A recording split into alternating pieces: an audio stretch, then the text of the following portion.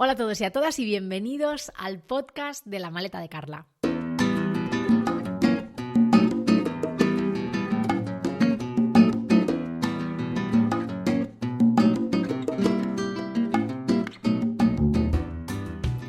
Empecemos por lo importante. ¿Cómo estás? ¿Cómo te encuentras? Mientras grabo este podcast seguimos en confinamiento por el coronavirus y espero que tú que me escuchas pues lo estés llevando lo mejor posible. Os quiero dar las gracias por el feedback que me habéis dado tras el especial Yo me quedo en casa, que compartí hace un par de semanas. Es un podcast que enfoque de forma positiva, de la forma más positiva posible dadas las circunstancias, pero me costó horrores grabarlo y me costó aún más publicarlo porque, pues como ya he comentado en más de una ocasión, no quería frivolizar con un tema que se está cobrando muchas vidas.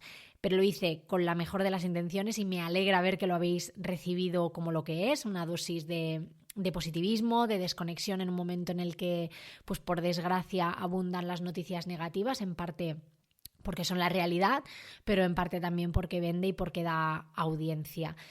Quería empezar este podcast hablándoos de un cuento que aparece en el libro Reinventarse de Mario Alonso Puig y lo estaba leyendo el otro día y creo que la parte final del libro es ideal para este momento que estamos viviendo. Por lo menos resonó bastante conmigo y con este momento, ¿no? Entonces quería compartir con vosotros un poco la historia. En el cuento hay un rey que manda organizar un concurso de pintura a nivel mundial y le pide a los participantes que pinten lo que para ellos es la serenidad, el equilibrio. Sobre todo insiste en que no se descartara ninguna obra, que toda obra es válida. Y cuando empiezan a llegar las propuestas de los participantes, pues todas siguen la misma línea, ¿no? Mares en calma, cielos despejados, ya os podéis imaginar.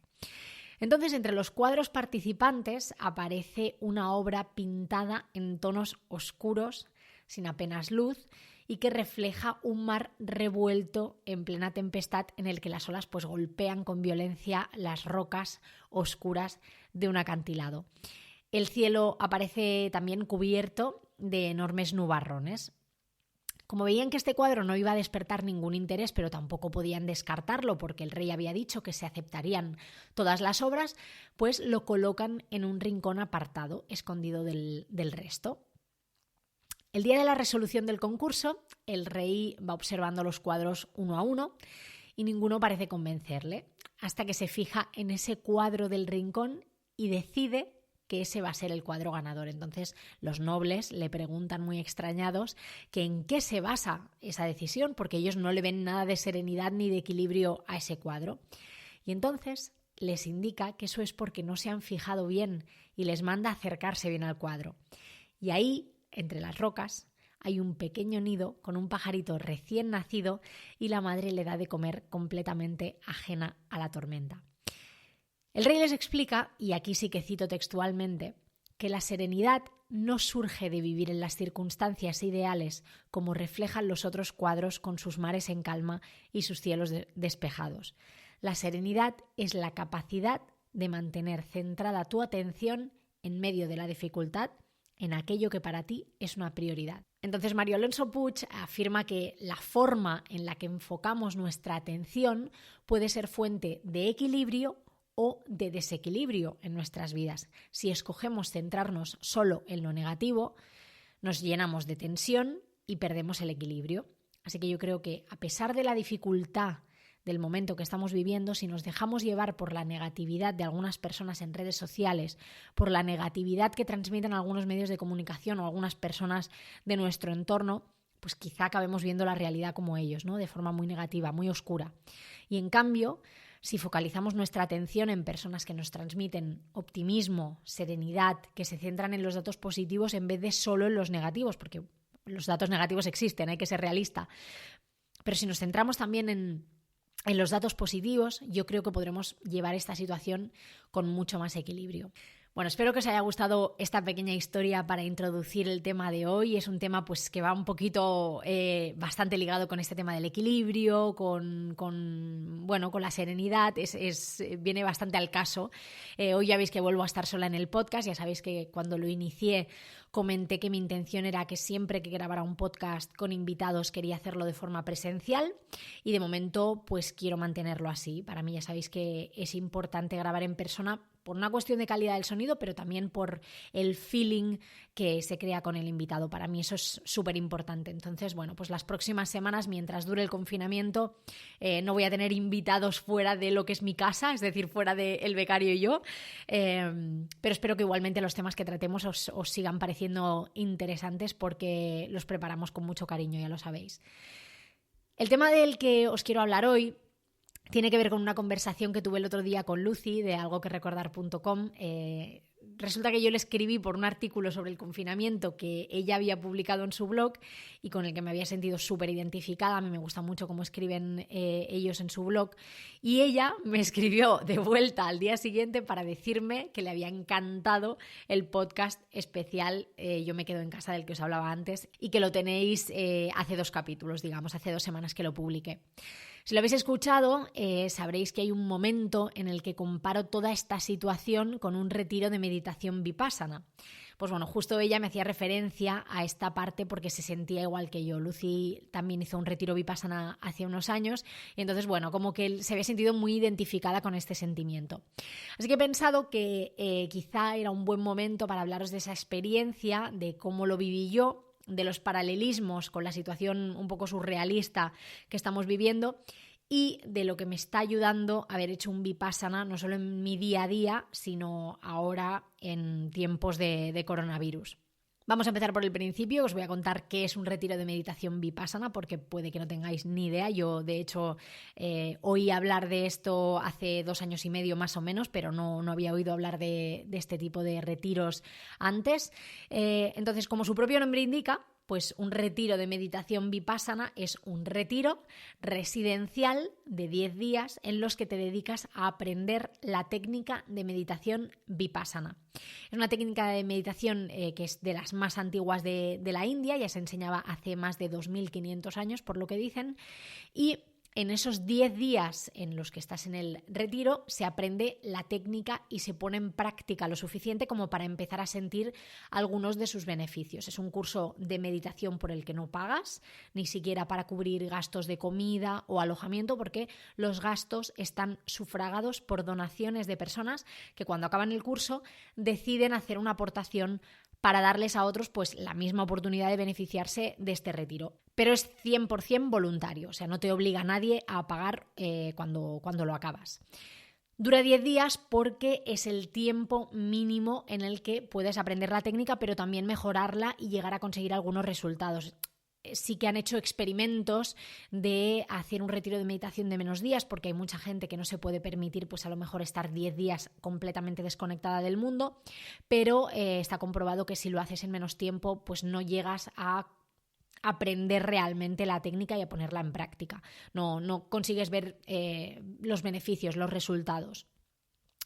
Ahora ya sabes un poco más en qué consiste este retiro de meditación, pero lo que realmente hace especial a este retiro son las condiciones, las normas que hay que aceptar a la hora de hacerlo. Lo llaman el código de disciplina.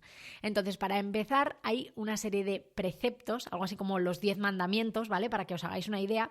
Y en este caso son los siguientes. Y os los quiero ir contando un poco para que os hagáis una idea de las restricciones, ¿no?, que tiene hacer este tipo de retiros. Este en concreto, el del vipassana.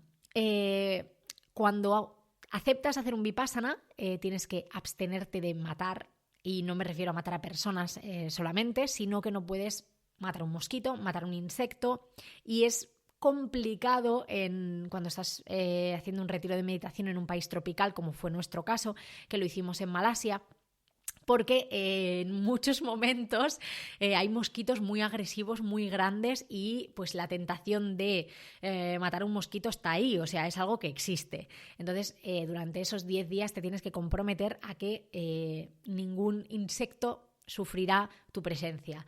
Otro de los preceptos es abstenerse de robar. Abstenerse también de toda actividad sexual, tanto con otras personas como contigo mismo. Abstenerse también de mentir, de tomar cualquier tipo de intoxicante, drogas o pues lo que sea. Abstenerse también de entretenimientos sensoriales y de llevar adornos y de utilizar camas lujosas. No os podéis hacer una idea de lo dura que está la cama en el Vipassana.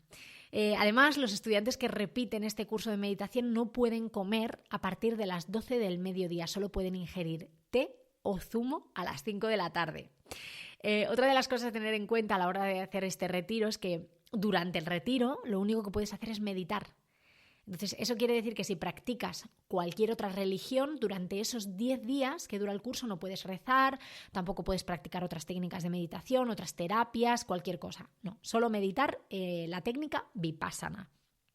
Esto implica también que no hay ni que ser budista ni nada parecido para hacer un Vipassana. El Vipassana no tiene que ver con ninguna religión. Hay personas de otras religiones que hacen este retiro de meditación y simplemente lo único que tienen que hacer es pausar sus rezos o prácticas durante esos 10 días. ¿Qué más? Durante esos 10 días no puedes ni leer ni ver una serie, no puedes hacer ejercicio, no puedes hacer nada que no sea meditar. Sí que están permitidos los paseos, pero poco más. Entonces la idea es que concentres toda tu atención en meditar, que no pienses en nada más para lograr el estado mental necesario para poder meditar. Otra de las normas, que es la que yo pensaba que iba a llevar peor, es el silencio. Durante los 10 días que dura el retiro, el estudiante tiene que practicar lo que se conoce como el noble silencio. Esto es silencio de cuerpo, de palabra y de mente. Así que el día que entras al Vipassana se prohíbe todo tipo de comunicación con otros estudiantes. Todo tipo de comunicación es todo. Miradas, gestos, palabras, notas escritas, etc. Igual a estas alturas ya os estáis planteando que a ver por qué me metí yo a hacer esto. Yo en el momento también lo pensaba, de verdad.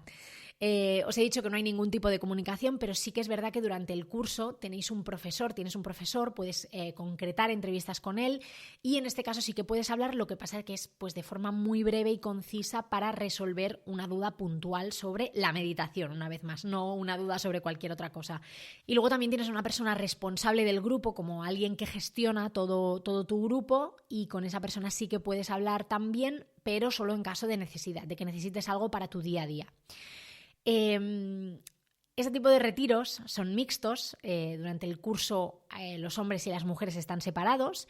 En el caso del sitio donde nosotros hicimos el Vipassana, que como os he dicho fue en Malasia, el recinto estaba dividido simétricamente en dos. A un lado estaban las habitaciones de las mujeres y al otro lado las de los hombres. Y luego había una sala de meditación común muy grande y ahí sí que los hombres meditaban a un lado y las mujeres al otro.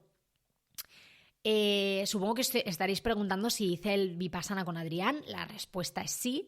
Él estaba en su lado del recinto y yo en el mío, y aunque evidentemente te piden que no haya contacto ni visual ni físico, pues sí que en esos 10 días que pasamos allí, pues de vez en cuando nos mirábamos, nos sonreíamos al final de cada práctica de meditación, porque era, digamos, una forma de darnos un poquito de fuerza y de decirnos sin palabras que entendíamos por lo que estaba pasando el otro. Seguramente no es lo más correcto, porque de verdad que te piden que no haya ningún tipo de comunicación, pero es una experiencia dura y tener a una persona que conoces, que quieres, que es tu pareja al otro lado, y no poder decirle nada y no poder decirle socorro, me duelen las piernas de estar sentada meditando, pues bueno, con esa miradita, ¿no? Sientes un poco el aliento, la fuerza de la otra persona. Otra de las características del curso es el tema de la comida. Durante los días del retiro el menú es vegetariano y la verdad yo no sé cómo será en otros lugares, pero nosotros tuvimos muchísima suerte con la comida porque estaba todo buenísimo.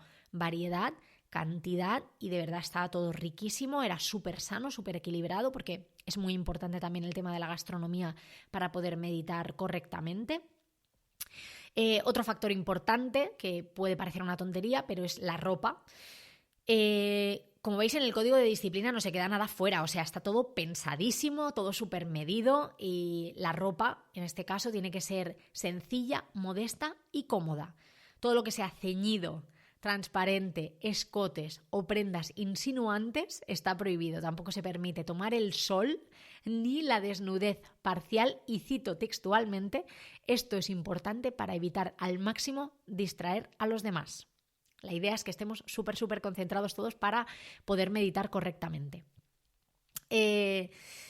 Otra cosa, bueno, que puede ser más o menos importante es que en un retiro de meditación no hay ni lavadoras ni secadoras, entonces el lavado de la ropa corre a cargo de cada estudiante, se lava a mano y en los tiempos de descanso entre meditación y meditación. Y creedme de verdad cuando os digo que cuando estás meditando 10 horas al día, hacer la colada es de los momentos más bonitos del día. Esto es un poco como la situación que estamos viviendo ahora, que estamos tanto rato encerrados en casa, pues el momento de salir a sacar al perro, de salir a sacar la basura, de salir a hacer la compra, es pues el momento más bonito del día, es muy similar. Evidentemente, como os podéis imaginar, todo el contacto con el exterior está prohibido, cualquier tipo de aparato electrónico también, está prohibido leer, escribir, escuchar música. Pero sobre todo lo que más me gusta de esto es que es una renuncia voluntaria. Es decir, al entrar al recinto, voluntariamente entregas tus aparatos electrónicos y otros objetos de distracción, entregas también la cartera con la documentación, con el dinero y te liberas de todo eso. Ya no tienes ninguna responsabilidad con tus aparatos, con tus enseres más preciados. Te liberas de todo eso, lo haces de forma voluntaria, renuncias porque quieres hacerlo, nadie te obliga y nadie te controla en la mochila. Es algo pues que haces porque quieres aprender a meditar y quieres aprender correctamente. Bueno, ya hemos pasado un poco por la definición de este retiro, ya os he contado cuáles son las condiciones, las normas, el código de conducta, pero ¿cómo se aprende a meditar? Es decir, ¿cuáles son esas fases de aprendizaje por las que pasas en esos 10 días? Os lo quiero contar porque de algún modo, como os decía en ese episodio especial del podcast, a mí me recuerdan mucho a la situación de confinamiento que estamos viviendo. Realmente es muy difícil que os cuente cómo es hacer un retiro vipassana. Yo creo que solo alguien que lo ha vivido puede entender un poco cómo funciona y aún así creo que cada persona es un mundo, entonces las experiencias y las vivencias son diferentes. Pero os lo voy a contar sobre todo desde mi perspectiva, desde cómo yo lo viví. Hacer un vipassana no fue idea mía para empezar, o sea, ni de coña. Creo que fue antes de empezar nuestro gran viaje por el sudeste asiático. Si no sabéis de qué viaje os hablo, en el segundo episodio del podcast hablo con Adrián de este tema y es un viaje que hicimos hace un par de años, en el año 2017-2018. Bueno, pues antes de empezar este viaje, Adrián me dijo que había estado leyendo sobre este retiro de meditación y que si le coincidía bien, pues le apetecía hacerlo. Si nos seguís en redes sociales, especialmente a él en su Instagram, que es @cuestionatushábitos, pues ya sabéis que le encanta probar cosas nuevas, cambiar hábitos que tenemos muy integrados.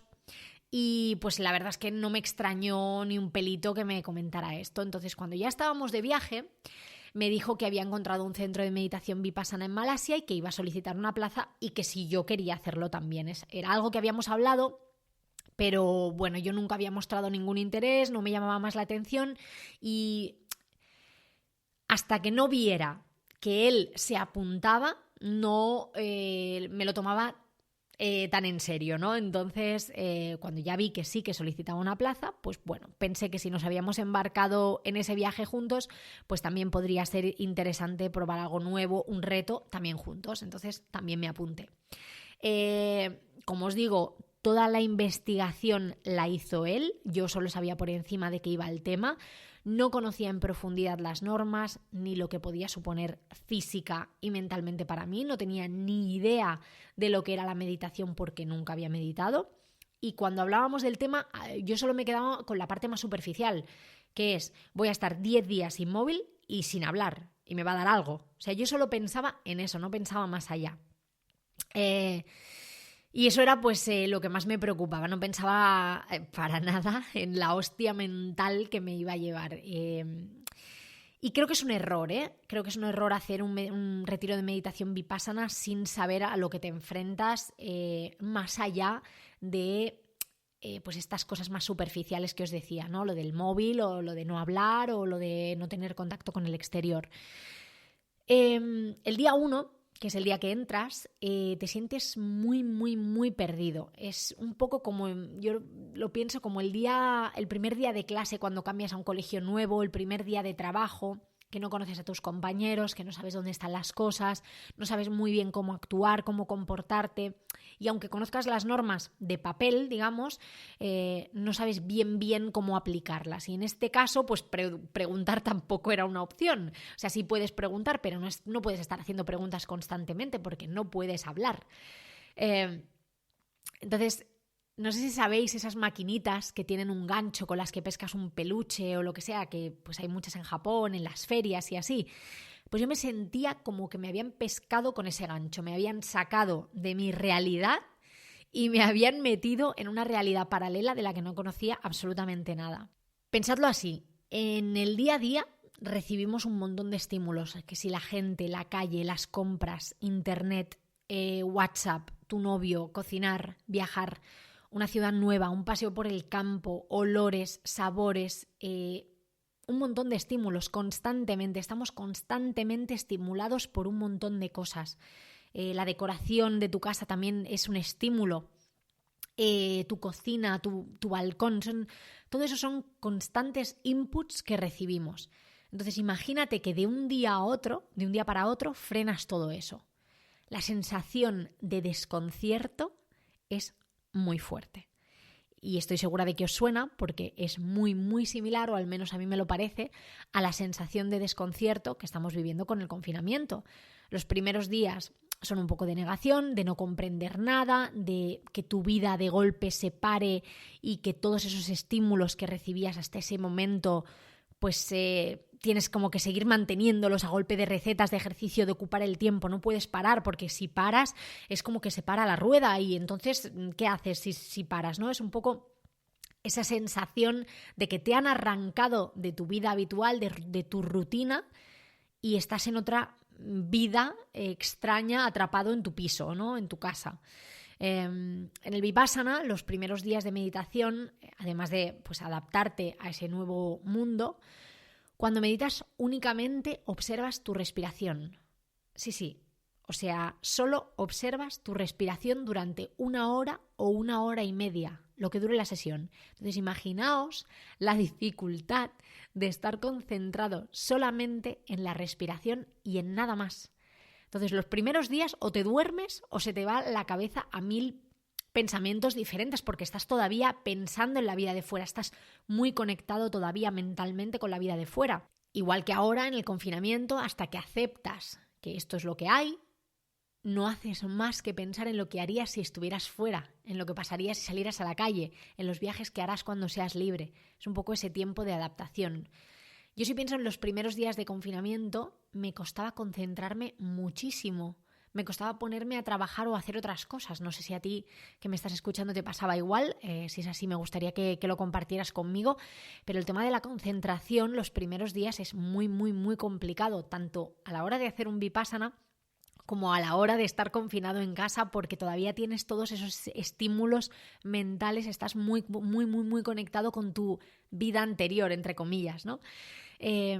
Los primeros días te crees que no lo vas a soportar, te cuestionas si todo eso que estás haciendo vale para algo, las horas se te hacen eternas, no entiendes una mierda, no entiendes nada, y sobre todo si observas tu respiración te das cuenta de que no sientes nada. O sea, probad algún día a concentraros única y exclusivamente en vuestra respiración y os daréis cuenta de que es muy difícil. Hasta que llega un día que de repente consigues pues concentrarte 15 minutos, otro día 30 y otro día te pasas 1 hora observando cómo inhalas y exhalas. En esos primeros días de confinamiento salías a la calle, veías a la gente que caminaba un poco con la cabeza gacha, nadie te sonreía, te hablaban lo justo, lo necesario. Igual que en el Vipassana, donde te cruzas con gente, pero no puedes ni hablarles ni mirarles. No sé si habéis visto la serie El cuento de la criada, que es algo similar, ¿no?, a cuando las criadas llevan esos sombreros que las impiden mirarse. Es un poco triste, si me paro a pensarlo, porque quizá en el Vipassana no esté permitido porque tiene un objetivo, no hablar, pero ante esta situación que estamos viviendo sí que podemos mirarnos, sí que podemos sonreírnos y creo que ahora pues es más necesario que nunca. La segunda fase de aprendizaje en el curso de meditación de Vipassana pasa por empezar a observar sensaciones en tu cuerpo. Es una fase en la que ya estás más concentrado, te has empezado a olvidar de cómo era tu rutina antes de entrar en el retiro, dejas de pensar en el trabajo, ya no piensas tanto en los de afuera, sino que alcanzas un nivel de serenidad y de aceptación. Y cuanto antes llega esa fase, mucho mejor, porque antes puedes dedicarte a lo que realmente importa en ese momento, que es meditar y nada más. Y os diré que para mí esta fase, cuando hice el Vipassana tuvo altos y bajos. Había días en los que ya lograba un nivel de concentración muy alto y otros días en los que solo quería que se acabase la sesión de meditación, ya por favor no puedo más. Pensad una cosa, que nos ha hablado de los horarios todavía. Nos levantábamos a las 4 de la mañana para meditar hasta las 6. Desayunábamos y parábamos un rato, luego otra meditación hasta las 11, un breve parón, comida, parón, meditación de nuevo, parón para un té y una fruta, más meditación hasta las 9 de la noche, o sea, unas 10 horas al día meditando. El Vipassana teóricamente es una técnica para erradicar el sufrimiento. Y hay muchos días en los que sufres y sufres mucho. Sufres por la postura de meditación, que es estar sentado en la postura del indio. Te duele todo el cuerpo, la espalda, las piernas, las rodillas. Sufres cuando te dicen que el Vipassana te capacita para afrontar tensiones y problemas de la vida de forma tranquila y tú en ese momento solo quieres arrancarle la cabeza al profesor porque te duele absolutamente todo. Es un sufrimiento. La verdad es que es una técnica que conlleva mucho sufrimiento, pero luego mucha satisfacción también. O sea, todo esto que os estoy contando es un proceso que nosotros hicimos, que yo hice, pero tiene un buen final, ya lo vais a ver. Hay una tercera fase en la que consigues hacer que toda esa energía y esas sensaciones de tu cuerpo que estabas observando fluyan por tu cuerpo. Yo imagino que para cada persona es diferente y cada persona llegará a conseguir un estado de meditación también diferente. En mi caso, llegué a conseguir 2 o 3 meditaciones bastante profundas en las que la sensación era que todo mi cuerpo estaba como bailando, que conseguía sentir energías en las zonas que yo quería y conseguía mover esas energías hacia donde yo quisiera. Yo sé que quizás estoy contando esto y es difícil de entender si no habéis meditado nunca y especialmente si no habéis hecho una meditación Vipassana, pero bueno, he intentado describirlo de la mejor forma pues de cómo yo lo entiendo, ¿no? O como yo lo sentí. El último día del curso es el día en el que puedes volver a hablar, puedes hablar con las personas del grupo. Y yo quiero pensar en ese día como en el día que podamos volver a salir a la calle y abrazarnos. Yo recuerdo la euforia de ese día como el día más feliz del curso, porque después de todo el sacrificio lo habíamos completado. Y después de compartir curso con tantas personas, por fin podía escuchar sus voces, por fin podía compartir la experiencia con ellos y con ellas, y fue un día súper especial, súper eufórico, súper intenso. Salir del recinto el último día también fue un poco choque. Nosotros decidimos alojarnos en la población más cercana para no hacer grandes traslados o irnos a Kuala Lumpur, que es la capital de Malasia, porque creíamos también que sería demasiado para nosotros, especialmente después de 10 días en paz y en silencio. Meterte en una gran capital, pues no lo veíamos. Y estuvimos ahí un par de días y decidimos que tras el Vipassana nos apetecía hacer base en algún sitio y escogimos Bali en Indonesia. Allí pasamos un mes. Pero bueno, esta es otra historia para otro podcast. Entonces, ahora os quería hablar ya habéis visto que ha sido un proceso de sacrificio, ha sido un proceso difícil. Hacer el Vipassana es un proceso complejo. Pero hay varias cosas de las que estoy muy agradecida por haber hecho ese curso y os las quería contar.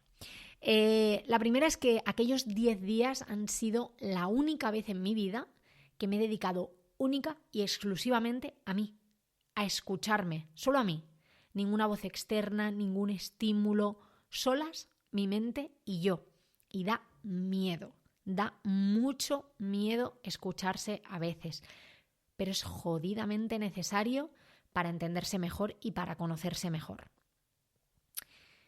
Otra de las cosas que agradezco mucho de haber hecho este Vipassana es que me di cuenta de lo que soy capaz. Igual que entras de forma libre al retiro de meditación, puedes abandonar en cualquier momento.